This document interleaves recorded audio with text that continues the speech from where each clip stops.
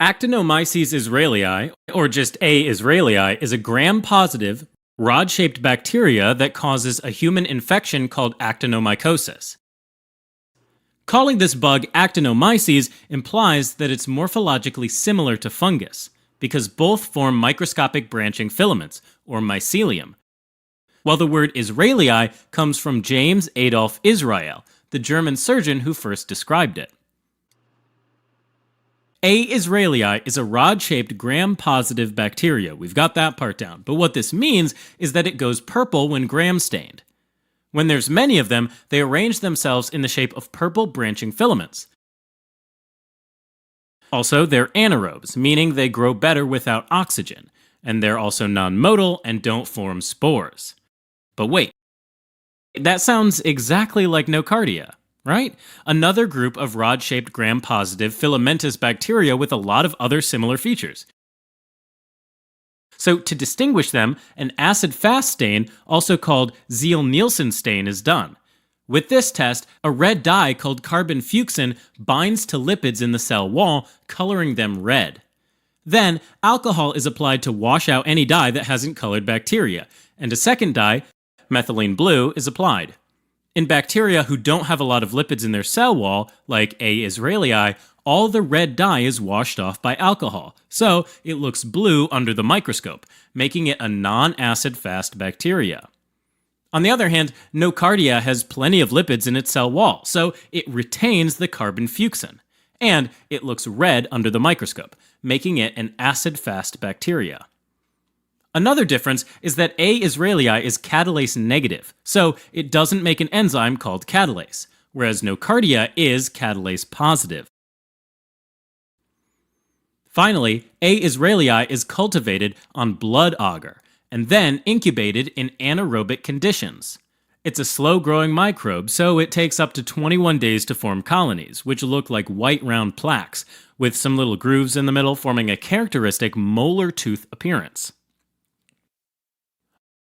Alright, now A. israelii can asymptomatically colonize the oral cavity, particularly the space between the roots and gums, as well as the pharynx, where they gather around the tonsils, and also the intestinal tract and the urogenital tract, where they coexist with other commensal bacteria. A. israelii doesn't cause any trouble to the host, as long as the host's immune system keeps them in check, restricting their growth and preventing them from invading deep into tissues. Problems arise, however, when the immune system becomes weak for some reason, like with an HIV infection or underlying malignancy or diabetes mellitus. Another reason is poor oral hygiene, which allows the bacteria to proliferate in the oral cavity, increasing the chance of an infection.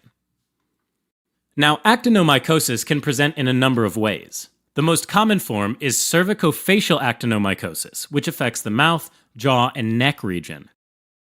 It typically starts with a breach in the oral mucosa, which can happen when there's trauma to it, like when having dental work done, or if there's trauma to local tissues, like after craniofacial surgery.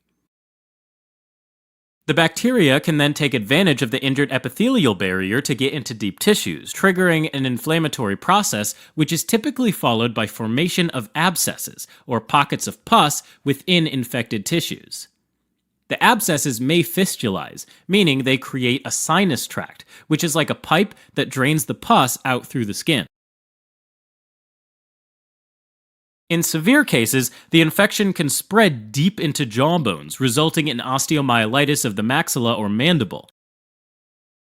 And it can sometimes spread to the middle ear, resulting in actinomycosis otitis media.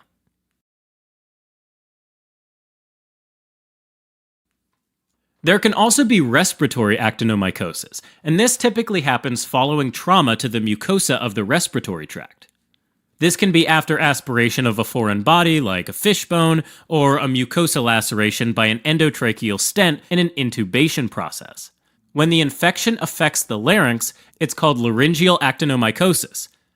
Sometimes the infection goes down to affect the bronchi to cause bronchial actinomycosis, or pulmonary actinomycosis if the infection makes it to the lung tissue.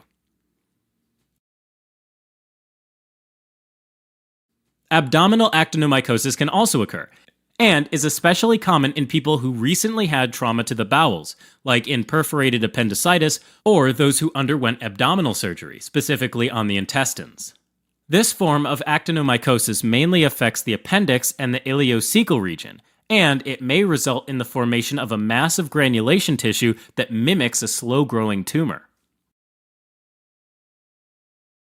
In rare cases, this infection can affect the genitourinary tract and is common in females who have had an intrauterine device, or IUD, in place for a long period of time, like for over 5 years. When this happens, it can result in pelvic inflammatory disease, an infection affecting the cervix, uterine cavity, fallopian tubes, and ovaries. Symptoms of actinomycosis usually start with low-grade fever, with other symptoms depending on which part of the body is affected. For example, with cervicofacial actinomycosis, there can be slowly growing masses, which may associate a characteristic yellow pus discharge. With respiratory actinomycosis, there may be chest pain, a cough, and the sputum may be bloody and contain yellow pus. With abdominal actinomycosis, there's nonspecific symptoms like abdominal discomfort and changes in bowel habits. Finally, with genitourinary actinomycosis, there may be lower abdominal pain and vaginal discharge. Diagnosis is suspected when a gram stain of samples taken from the site of infection show purple branching rods suggestive of A. israelii. Cultures are done afterwards to confirm the diagnosis. Treatment is done with antibiotics such as penicillin G or doxycycline and clindamycin in case of allergy to penicillin G. Surgical debridement may be necessary in cases of extensive disease. Also, implants such as IUDs should be removed in case of IUD-associated genitourinary actinomycosis. Alright, as a quick recap. Actinomyces israelii is a rod-shaped, gram-positive, non-motile, non-spore-forming, catalase-negative bacteria that grows in branching filaments. It asymptomatically colonizes the gut in healthy individuals, but it can cause actinomycosis in immunocompromised patients. Symptoms depend on affected systems, but they generally include low-grade fever, fistulizing abscesses with yellow pus, and granulation tissues that mimic a slow-growing tumor.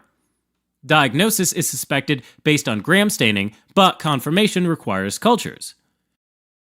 Treatment is done with penicillin G or doxycycline and clindamycin, and surgical debridement may be done for extensive disease.